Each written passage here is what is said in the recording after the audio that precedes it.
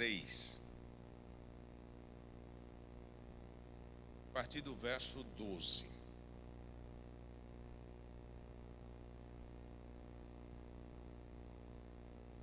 Colossenses 3, a partir do 12. Todos encontraram? Aleluia. Revesti-vos, pois, como eleitos de Deus, santos e amados, de ternos afetos de misericórdia, de bondade, de humildade, de mansidão e longanimidade. 13. Suportai-vos uns aos outros, perdoai-vos mutuamente, caso alguém tenha motivo de queixa contra outrem, assim como o Senhor vos perdoou, assim também perdoai vós. 14. Acima de tudo isto, porém, esteja o amor, que é o vínculo de quê, irmãos? Da perfeição. Seja a paz de Cristo o árbitro em vosso coração, a qual também foste chamado em um só corpo, e sede agradecidos. Habite ricamente em vós a palavra de Cristo, instruí-vos e aconselhai-vos mutuamente em toda a sabedoria, louvando a Deus com salmos e hinos e cânticos espirituais, com gratidão em vosso coração. E tudo o que fizerdes, seja em palavra, seja em ação, fazei-o em nome do Senhor Jesus, dando por ele graças a quem? A Deus Pai. Amém? A visão de Deus para a igreja é como um grupo de crentes que adoram juntos e evangelizam. Domingo passado, eu falei, foi até contundente na pregação, a respeito do evangelismo. A bem da verdade, só alguns remanescentes e os crentes mais antigos conseguiram, não é, observar a irmã Eli, irmã Cleusa, a senhora é desse tempo, em que os irmãos se uniam e de fato evangelizavam, e nós notávamos no rosto, pelo menos eu via isso na fisionomia, no semblante da minha mãe, para sair para evangelizar. Íamos para a escola bíblica dominical de manhã, à tarde era evangelismo e à noite já estava na igreja, não era assim? Não é verdade, Eli? E não tínhamos os meios de comunicação, nem tampouco os meios de transporte. Quem pegava um ônibus antigamente, e principalmente isso também num dia de domingo, ônibus, se perdesse aquele ônibus dava uma dor no coração, porque demorava muito. Mas esses irmãos faziam isso com uma convicção, faziam isso com um amor, e nós podíamos observar que aquilo era a verdadeira igreja que agrada a Deus. Lembro-me que uma vez, num domingo à tarde, o evangelismo nesse dia era no presídio do Monte Santo, e minha mãe me levou. Meus irmãos, eu tremia como vara verde. Quando chegou naquele portão, e fiquei impactado. Era um adolescente, meu Deus, vamos, deixe de medo, você é de Jesus. Eu disse, meu Deus. E o pastor Baruque tinha dado algumas coisas para a gente levar, para dar para os presidiários. Eu fiquei com um sabonete. Mas minha mão tremia tanto para entregar esse sabonete daquele presidiário. Desce de longe, como que eu digo, pegue aí. Mas eles faziam isso. E era muito comum, pela proximidade onde morávamos, que era o quartel do 40, a igreja batista, em frente ao panificador Almirante, e ali vizinho ao quartel da polícia, em frente ao Pedro I, tinha um local onde colocava os garotos, chamava-se Ladrão Mirim na época, não sei se os irmãos lembram disso, os menores infratores eram colocados ali, chamava-se Casa da Paz, Casa da Paz, e sempre estavam lá, e dando auxílio e evangelizando, indo no hospital. Pastor, o que é que o senhor está querendo mostrar com isso? Que nós entramos num comodismo, adentramos a um comodismo. E os irmãos que estão assistindo em casa me entendam, por gentileza. Concordo com a irmã ali quando falou aqui que tem essa dificuldade de em casa participarmos o tempo integral do culto. Vai que o cachorro latiu, que alguma coisa lá no fogão ferveu, sei lá, qualquer outra coisa, e você vai ter que se dar uma saidinha. Está no conforto do seu lar. Irmãos, eclésia, no grego vai significar isso, igreja, é ajuntamento, né? Igreja precisa desse calor humano. É claro que essa pandemia veio para testar a irmã ali, ela veio, eu tenho repetido aqui na igreja, que os verdadeiros crentes vão sair dessa pandemia mais fortalecidos. Se você crê, diga amém, em nome de Jesus. Mais fortalecido. Porque nós precisamos, irmãos, como uma verdadeira igreja que agrada a Deus, sermos provados como ouro. Como é, pastor? Pelo fogo. Ouro, quanto mais fogo ele leva, mais puro o quê? Mais puro fica. E nós não podemos desvanecer. Nós não podemos entrar num relaxamento espiritual. Porque antes da pandemia já estava se alastrando aqui no nosso país, e eu acho que vocês são conhecedores, a chamada igreja dos desigrejados. Não é? É aquele que diz, eu sou crente, para eu ser crente eu não preciso estar onde? Na igreja. E crente de igreja está errado, nós estamos falando crente de comunhão. Crente que faz o seu ajuntamento nesse templo, nesse prédio, porque isso aqui é prédio. E da mesma forma que Jesus Cristo, quando olhou para o templo em Jerusalém, disse, aqui não ficará pedra sobre, é templo. E nós precisamos entender que o templo do Espírito Santo é quem? Nós. Mas nós precisamos, nós somos criados por Deus. Parece um pouco contraditório isso que eu vou dizer. Nós somos criados por Deus para sermos um ser sociável, para estarmos juntos. Termo, o que diz lá no grego, koinonia, né? A koinonia é você estar se cumprimentando, se alegrando, se abraçando. Satanás fazendo intervenção para a gente agora estar se cumprimentando assim ou assim, né? E a gente era paz do Senhor.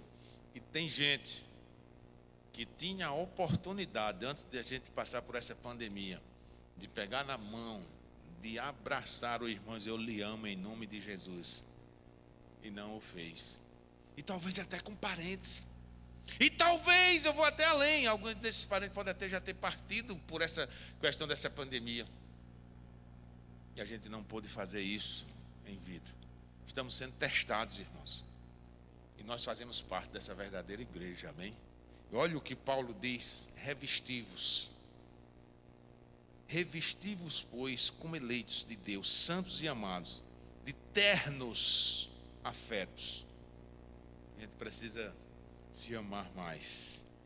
De misericórdia, de bondade, de humildade, de mansidão e longanimidade. Você sabe qual foi a maior lição do cristianismo? Você sabe qual foi a maior lição que Jesus Cristo deixou? A humildade. Filho de Deus, tinha sua morada celestial. Um outro que estava lá também tentou tomar o lugar de Deus. Queria usurpar o trono de Deus. E ele foi expulso. Jesus Cristo, como Filho de Deus, a palavra de Deus diz, o verbo se fez o quê? Carne, e habitou no meio deles. Tinha sua morada celestial. Morava no seu palácio. E foi morar lá no extremo. Foi morar à margem dos céus, ou seja, do outro lado, na terra, num lugar de pecadores. E ele cumpriu a sua missão. Filho de Deus, Jesus Cristo, nos deu a lição de humildade. E às vezes, infelizmente, dentro da nossa comunidade, dentro da igreja no contexto geral, não congregacional, mas no contexto geral, pouco vemos a prática da humildade, mas a da arrogância, da intolerância, tem se alastrado no meio do povo de Deus. Mais Bíblia, menos teologia, é o que eu tenho dito. Porque, irmãos, estamos nos enchendo da letra e o Espírito está ficando longe. Enchei-vos, pois, do Espírito de Deus. Apocalipse em todas as cartas das igrejas da Ásia Menor. Quem tem ouvido para ouvir, ouça o que o pastor diz, o que o diácono diz, o que o cantor diz, o que o Espírito diz às igrejas, amém? Precisamos interpretar isso. Precisamos ouvir a voz de Deus. Sabia que tem muita gente que se deixa levar por coisas que escutam e criam situações. Quem se deixa levar por isso, irmãos, não faz parte dessa verdadeira igreja de Deus. Tem muita gente que tem a síndrome da unilateralidade. O que é que significa, pastor?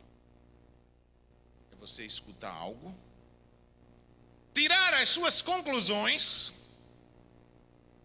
fazer regra daquilo, ou se é a respeito de uma pessoa, não olhar mais nem na cara, e ainda espalha. Fulano, tu não acredita o que Ciclano me disse de Beltrano. É assim ou não é?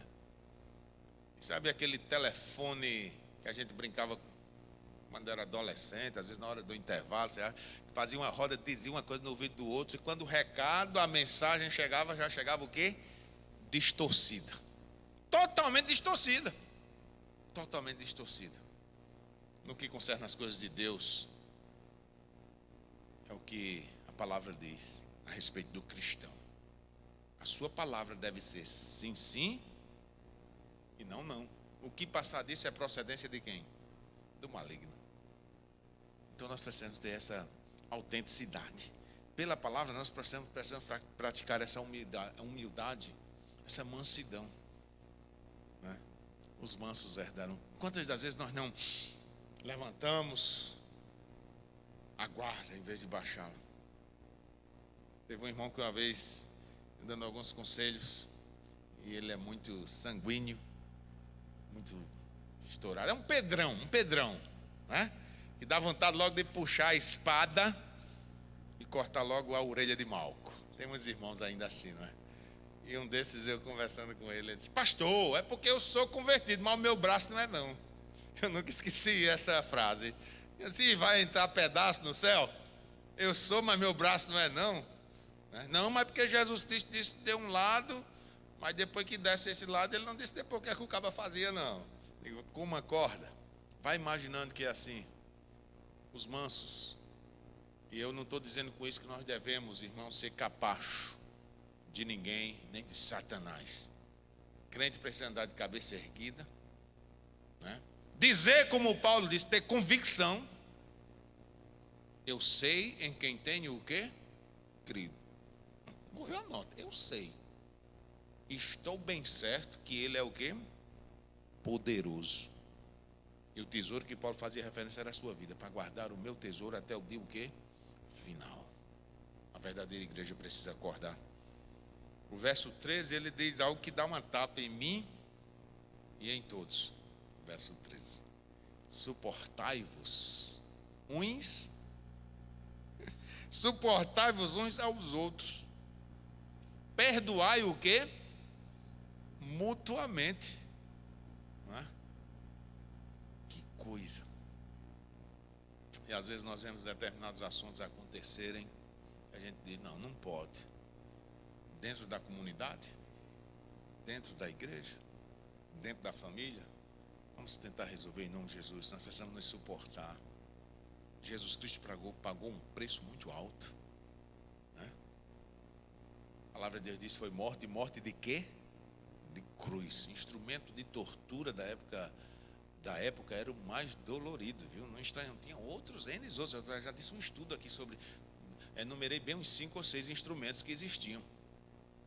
A cruz era o mais barato, paz, meus irmãos. Mas pastor, o que é que tem a ver? Claro, era o mais barato para se confeccionar, porém um dos mais doloridos, que matava não pelos cravos em si, mas pelo sufocamento do corpo, porque exercia o dobro do peso. A cruz exercia, fisicamente falando, o dobro do peso da pessoa, da sua massa corpórea, porque ela estava na posição vertical. E os braços, claro, iam perdendo as forças, irmãos. Imagine esse momento. Quando você lê essa parte que diz foi morte, e morte de cruz, entenda isso que o pastor Enes está explicando. Era o peso, supondo que Jesus Cristo tivesse, sei lá, 70 quilos, imaginemos. Tinha 140 quilos na sua caixa torácica, comprimindo os seus pulmões. Dá para você imaginar. Pense nisso. Foi morte e morte de cruz. Para que tivéssemos uma vida abundante. E abro aqui um parênteses bem grande. A ideologia, eu me nego sempre a chamar isso de teologia, a ideologia da prosperidade, pega esse versículo e diz, olha o que a palavra diz, irmãos, que nós temos que ter vida o quê? Abundante. Você ainda não tem um carro novo? Você ainda não comprou sua casa? Começam a falar disso aí. Estamos vivendo o século XXI, a cidade contemporânea, com crentes muito mais ligados no material do que no espiritual. Nós precisamos nos ligar no espiritual. Essa pandemia, repito, veio mostrar isso. Quantos que não tinham condição partiram? Semana passada o pastor Adailson perdeu o seu tio, prefeito da cidade de Ingá. Mas partiu. E quantos outros não partiram? Nós já vemos noticiário da quantidade. E muitos ainda praticando a arrogância, quando na realidade devia estar lendo essa carta que Paulo escreveu. Amem, se suportem, perdoem, sejam humildes. Essa maior lição de humildade foi de Jesus Cristo. Irmãos, essa é a primeira característica da verdadeira igreja de Cristo, né? É uma igreja que agrada ao Senhor. Através de quê, pastor? Do arrependimento. Nunca é tarde. Eu preciso me arrepender. Se eu tenho sido grosso com o meu irmão, se eu tenho sido grosso na minha família, na minha casa, preciso me arrepender, irmão. Senhor, eu me arrependo. Senhor, me dê força. Nós começamos o nosso culto com a leitura devocional no Salmo 51, como os irmãos viram. E Davi estava tão triste consigo próprio, porque Senhor,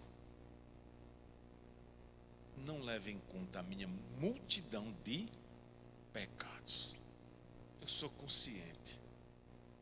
E o verso 10 que nós finalizamos, nós não lemos o todo o salmo, diz, Senhor, cria em mim um coração que um espírito inabalável. Se renove. Eu me arrependo. A igreja verdadeira precisa praticar o arrependimento. Às vezes nós fez comigo, tem nada não, paga. Que expressão é essa? Que tipo de expressão é essa? Você torcer para que dê algo errado, mas fez comigo, pastor. Sim, mas a vingança pertence a quem? Não é a mim, não é a você, irmão. Eu preciso praticar isso. E se o arrependimento não fizer parte de mim, como vai funcionar? O segundo ponto de uma igreja que agrada a Deus é a humildade. É um arrependimento, e a humildade, que nós já discorremos nessa parte. E o verso 14, ele está dizendo, irmãos, acima de tudo isso, pastor, eu sou humilde. Pastor, eu sou uma pessoa que perdoa. Pastor, eu sou uma pessoa que eu não tenho praticado a arrogância. Mas Paulo está dizendo aqui, nos orientando, acima de tudo isto, porém, esteja o amor. Amém, irmãos? Acima de tudo isso esteja o amor, que é o vínculo de quê? O amor é o vínculo. O que é o vínculo? É o que liga. O amor é a ponte. E alguém na face da terra vai conseguir ser perfeito? Respondam aí em nome de Jesus. Alguém na face da terra vai conseguir a perfeição? E agora? Essa palavra não está dizendo que o amor é o vínculo da perfeição? Amém, irmãos? Está dizendo que nós devemos praticar o amor. A consolidação desta prática é eu estar caminhando sobre esta ponte para alcançar a perfeição. E no dia que alcançarmos a perfeição, aí sim estaremos juntos com quem? Com Deus. Porque no céu não pode entrar o imperfeito, ou seja, no céu não pode entrar pecado. Pecado foi o que criou toda essa tragédia. O pecado foi o que gerou a morte. Nós não fomos criados para morrer, mas o pecado proporcionou isso. O salário do pecado, e o que é salário? É a paga. O que é salário? É a recompensa. todos que trabalham gostam que chegue dia 30, que hoje é 30 ou amanhã? Hoje é 30, né? Então hoje, amanhã, todo mundo vai estar recebendo, que é o salário. Todo mundo quer receber o seu salário. Os que trabalham, o aposentado quer receber. Mas este salário chamado morte, a gente não quer. Mas Deus disse que a gente vai receber. Quando, pastor? Não se preocupe não. No dia de Deus.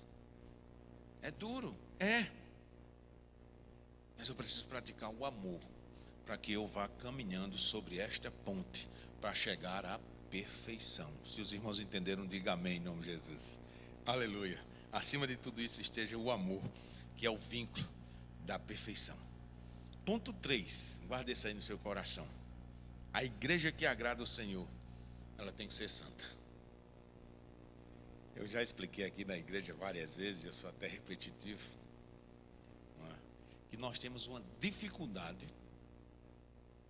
Isso eu já fiz até uma estatística, viu? Os crentes têm uma dificuldade de dizerem que são santos. Pastor Samuel tem a mania de, quando uma irmã liga, meu pastor diz, oi minha santa, não sei se você já, não é? Né? Minha santa. E uma vez, uma irmã estava toda feliz. Pastor Nilson, eu estou muito feliz. Eu disse, o que foi, irmãs? Pastor Samuel me chamou de santa. Eu digo, ele chama tudo de santa. Aí, ela pensou que era uma exclusividade. Mas o que é que eu quero mostrar com isso? É que todos devem ser o quê? Santos. Santos. Sede santos, porque eu sou o quê? Santo. Sejam separados. Essa é a tradução rasteira, mas a mais viável para entendermos. Sejam separados. E a gente, quando fala em santo, na mente da gente, por uma questão até cultural, a gente já imagina o santo, né? O ídolo. E já vi muitos brincar. Essa aí, só se for santo do pau, o quê? Oco. Traduzir isso aqui, que isso é questão cultural, senão a gente não entende. Às vezes o pastor diz algumas coisas aqui que os irmãos não conseguem compreender. Os mais antigos diziam muito isso. Quem já ouviu essa expressão, santo do pau oco? Ah, tem um bocadinho aí, né? Ouviu não, Jane? Santo do pau oco. O que é que significa? É porque depois surgiu o gesso para fazer, se tornou mais barato. Mas não faziam de gesso, faziam de madeira, talhava. Mas para poder os artesãos fazer, pegava aquela madeira mais maleável. E geralmente a oca era mais maneira, era mais fácil deles fazerem, fazia o santo. E ficava bem bonitinho. Só que quando o santo caía por um acidente, alguma coisa, ele se quebrava. Por que ele se quebrava? Porque o pau era o quê? Oco. Entenderam, irmãos? Aí diz santo de pau oco. Esse aí só se for santo do pau oco. É aquele que se quebra fácil. Esse daí, ó. Mas o santo, que era feito com a tora de madeira, né? Aquela tora fazia o santo, caía, quebrava, era o quê? O chão. O cimento mal feito quebrava, porque aquilo não era santo do pau oco. Ei, meu irmão, eu e você somos santos, precisamos ser santos, e não podemos ser santos do pau o quê? Oco. Porque tem um bocado que faz essa prática. Como assim, pastor? Cria um certo legalismo interno dentro da igreja, ou quando está próximo de uma autoridade eclesiástica, ou dos irmãos, ou no conjunto, mas lá fora, mostra que é um santo de quê? Do pau oco. E nós precisamos ter esse cuidado. A verdadeira igreja do Senhor, que agrada o Senhor, entende que precisamos ser santos. É uma igreja santa, é uma igreja separada. Abra só aí bem rapidinho em João 17, e nós vamos entender isso aqui mais rapidinho. Esse João 17 é a chamada oração sacerdotal. João 17.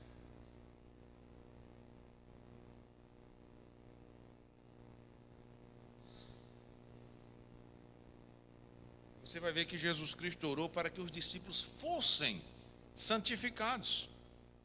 João capítulo 17.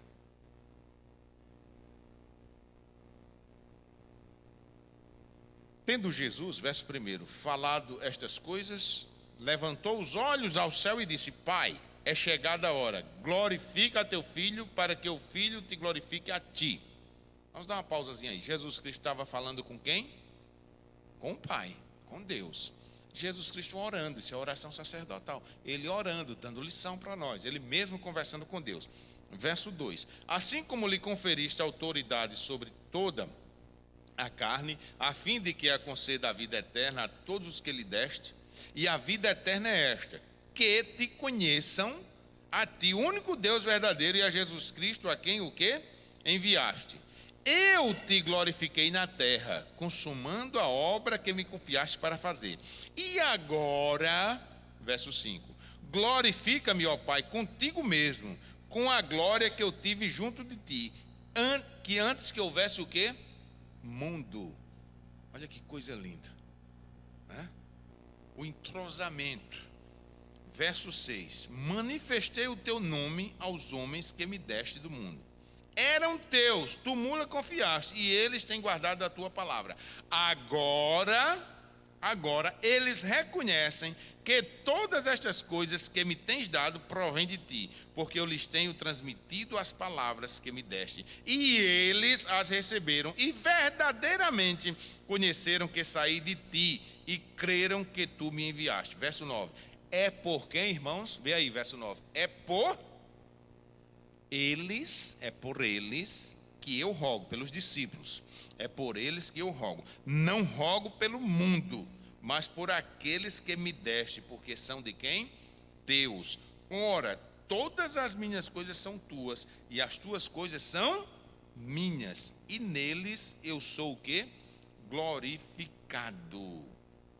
Verso 11: já não estou no mundo, mas eles continuam no mundo, ao passo que eu vou para junto de ti. Pai Santo, guarda-os em teu nome que me deste, para que eles sejam uns, assim como quem? Veja só, Pai Santo, estou te pedindo que eles sejam como quem, irmãos? Como nós. Nós quem? Deus Pai, Deus Filho e Deus Espírito Santo. Meu irmão, a doutrina da graça é algo extraordinário.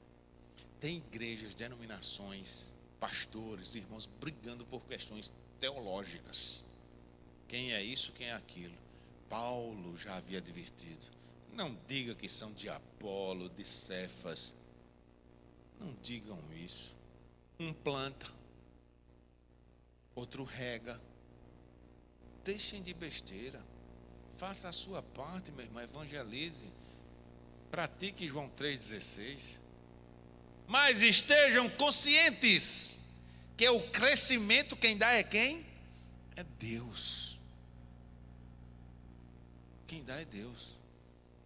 A coisa mais linda que eu via o meu sogro, saudosa memória, o pastor Paulo, fazer, era pregar o evangelho. Por isso que eu defendo. O pessoal diz: o pastor Enilson é muito nostálgico aqui com os antigos. Não, eu vi o tipo de evangelismo e o acompanhei em várias campanhas evangélicas dentro desses sítios. O pastor Paulo finalizava sempre os seus sermões, seus ensinamentos: procurem uma verdadeira igreja evangélica. Pregava aqui na rádio. O programa era bastante conhecido, chamada Rádio Sociedade na época. E ele dizia a mesma coisa. Tendo a igreja ali no São José, poderiam dizer: visitem nossa igreja, vá lá, os cultos a esse. Eles: procure uma igreja genuinamente evangélica. Se você entendeu a palavra de Deus. Não estava preocupado com pesca em aquário. Os irmãos sabem o que é isso, né? Hoje nós temos muita pesca em aquário. A transição de crente já antigo dentro de suas igrejas para outras igrejas é muito grande. O senhor é contra isso, pastor? Não, não estou dizendo que sou contra isso. Eu estou dizendo que não acho coerente. Irmão, vai lá para a minha igreja. Eu já vi um irmão dizendo a outro: lá você vai ter a oportunidade, viu? Lá você vai ter a oportunidade. Na sua não lhe dão. Que tipo de oportunidade é essa? A gente vem para a igreja para se exibir? Que nós precisamos vir à igreja para ouvir a palavra de quem? De Deus. Para se alimentar, para sair fortalecido. Eu saí da minha residência, os irmãos saíram da sua residência. Os irmãos que estão lá na sua casa, deixaram seus afazeres, estão lá sentados no sofá assistindo. Mas por conta de quê? Convicção. Você se movimentou, né? Veio até aqui o quê? Para ouvir. Veio fazer o quê? E hoje mais do que nunca, não poderíamos dizer que era para uma reunião social, porque não tem os irmãos todos aqui para você estar vendo. Você veio porque você queria louvar a Deus e ouvir a palavra de Deus, amém. E que você continue com essa convicção no seu coração. O nosso louvor, a nossa devoção não deve ser para pastor, não deve ser para homem, para título de igreja nem denominação. De maneira nenhuma. Nós devemos pregar o Jesus Cristo ressurreto. Nós devemos pregar cada vez mais esse Jesus Cristo. Então a petição de Jesus foi que eu e que você, ele pediu ao próprio Pai dele, nos tornássemos santos. Isso aqui é lindo, irmãos, e às vezes a gente lê a Bíblia. Entenda o que o pastor Enes vai dizer, eu não sou contra a leitura anual da Bíblia, viu? Tem uma mania de falar muito, mas não sou contra. Mas eu vejo os irmãos cumprindo o calendário à risca. Li a Bíblia em um ano. Amém. Isso é bom para a leitura, é bom para o cérebro. Não sei se é bom para a vista, dependendo aí do seu óculos. Leia. Amém, meu irmão. Mas em determinados trechos que você leu, você parou um pouquinho. Você refletiu. Na oração do Pai Nosso, você já fez uma exegese, uma análise de fato. Ou a gente só leu e a gente decorou, né? A gente sabe ela decorado, muitos católicos, né? Jesus Cristo deu um norte como deveríamos orar e a gente se apegou a ela ali e estamos fazendo da boca para fora. Quem aqui já viu alguma reportagem, olha como eu vou ser bonzinho, quem aqui já viu alguma reportagem de uma pessoa ter matado o outro por conta de R$1.000? Viu ou não viu? Aí eu vou diminuindo, porque eu já vi uma reportagem que um camarada matou o outro por conta de R$20. Não é? E aí a gente, muitas das vezes, estamos recitando o Pai Nosso. Recitando, não praticando. Não é? Perdoai as nossas o quê? Ofensas. Assim como nós perdoamos a quem? Pessoal. Eu acho que tem irmão que fosse orar o Pai Nosso, se ele pudesse adulterar a Bíblia, Senhor, o pão nosso de cada ano nos dai hoje. Por quê? Porque ele ia ficar tranquilo o quê? Um ano, né? Pão nosso de cada mês. Não, é o pão nosso de cada o quê? De cada dia. Não é o pão literal. É força. Senhor, me dê força para que eu me levante, para que eu vá para a minha atividade. Eu quero ser santo de fato, Senhor, que pratica a tua palavra. E um quarto ponto para a gente partir para a conclusão, que não dá tempo todos. A igreja que agrada a Deus, ela tem que ser ousada. Eu posso ser humilde, posso estar praticando o amor, né? Posso estar evangelizando, mas eu tenho que ser ousado, irmãos. Nós não podemos ser aqueles que vivem na estática. Crente estático, parado, né? É muito comum, principalmente aqui, a gente tem que falar da nossa igreja. É muito comum e os irmãos que participam sabem disso, que há algumas decisões que se tomam com a maioria, e esse é o nosso regime, e nós pertencemos a esse regime congregacional, onde todo o poder administrativo, vale salientar isso, né? Não o poder de Deus, mas o poder das decisões administrativas emana da igreja, não é? Quem coloca um pastor na igreja é quem? Os irmãos, não é? O pastor Enilson está aqui como pastor porque passou por uma eleição. Os irmãos disseram sim. Pastor André, pastor Samuel, disseram o quê? Sim, é o nosso regime, não é? E também podem dizer não, como a gente já viu em outras situações. O que é que o senhor está querendo dizer com isso? Que muitos, por ser pastor, eu sei, tenho conhecimento aqui, alguns irmãos conhecem, que poucos irmãos vivem a vida da igreja.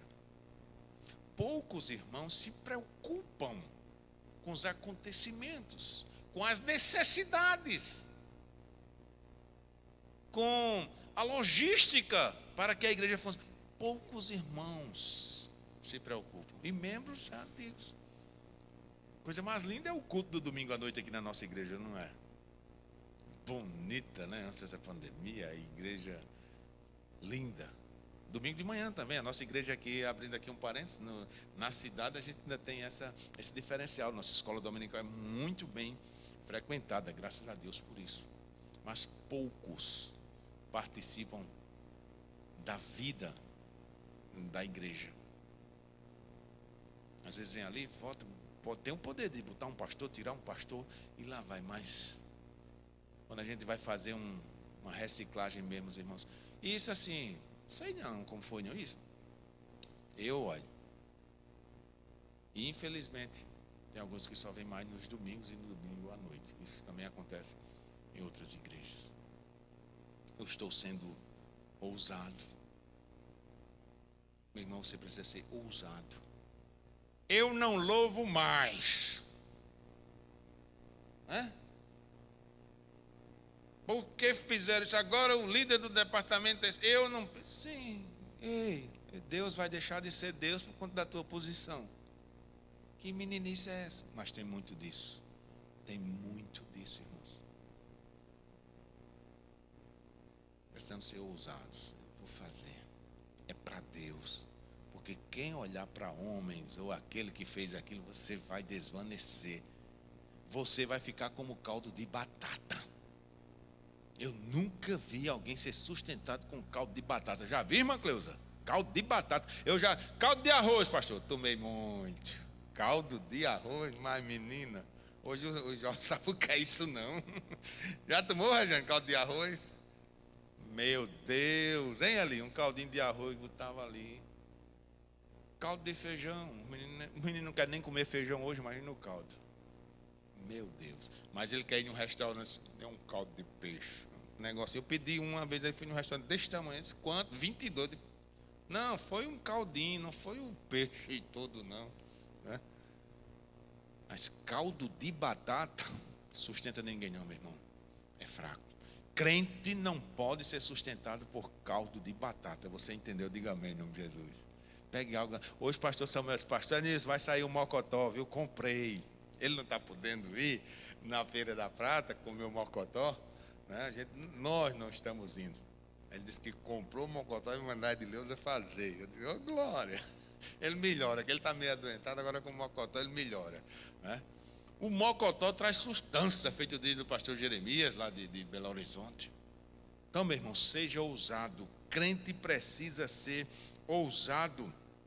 Os crentes devem ser ousados e corajosos ao compartilhar o evangelho com os incrédulos. Os crentes devem ser ousados e corajosos quando estão sendo ridicularizados e ameaçados pelo mundo. A esperança de reconciliação com Deus através de Jesus por toda a eternidade nos torna o quê? Ousados. Se eu sei que vou morar no céu, se eu tenho a eternidade junto de Jesus Cristo, eu tenho que ser ousado.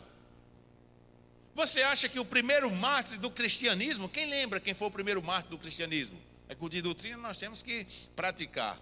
Quem foi o primeiro mártir do cristianismo? Aquele que morreu por esta causa? Estevão. Primeiro mártir foi Estevão. E ele foi ousado. Ele foi apedrejado. E Paulo que consentiu, né? Que coisa. Jogaram a capa de Estevão aos pés de Paulo. E ele disse, podem apedrejar. Estevão morrendo. E as últimas palavras de Estevão foi, estou vendo os céus abertos. Eu estou vendo a glória de Deus. Amém, irmãos? Que ousadia. Você sabia que Daniel foi ousado?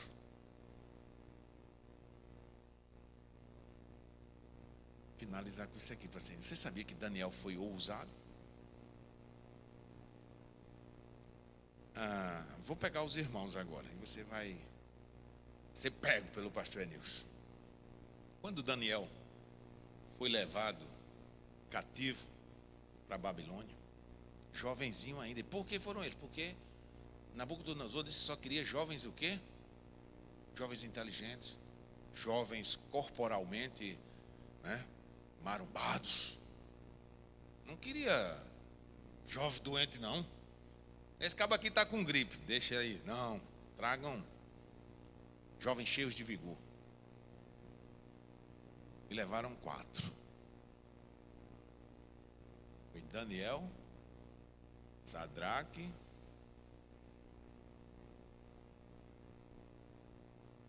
a irmã Cleusa estava atenta na outra aula.